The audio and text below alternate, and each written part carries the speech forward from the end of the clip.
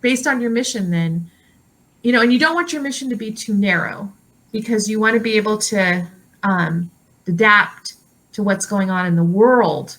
That's a good point. Yes. So, but you don't want it to also be too broad where anything could possibly fit under your mission, right? Exactly. So then with that mission, what is it that your organization specifically is going to do? And then how are you going to do it?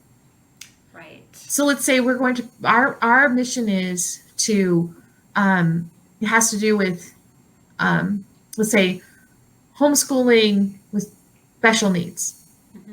So say you craft a mission that has that as its focus, right? So then you have to think about the what. Are you going to provide resources, academic classes, support for parents, right? So you have to figure out your what that still fits very closely with your why.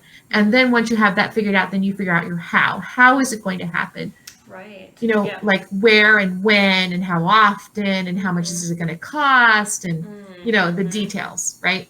But it always starts, and if you look at that Simon Sinek video that I showed you, you'll see he has these concentric circles where why is at the middle, and then the what is outside, and then the how is at the end. And the fortunate thing is, like, most people think of the how first, and then they kind of work their way in. It should be the other way around. You start with the middle, the why, and work your way out from there. Right. Because there's different things that can grow out of that as needs provide.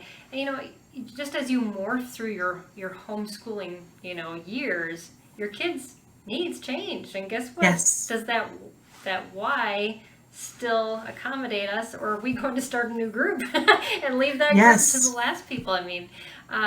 So those are some things to think about too. I never even thought about that till you started, talking about that. But and if you always have that why in mind as you're doing everything else, it helps you understand exactly how to fit everything else. Like when you're writing policies and procedures and all those kinds of things for your organization, it's really so much easier when you understand what your why is.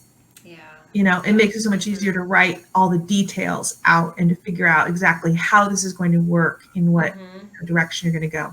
It really does help so much.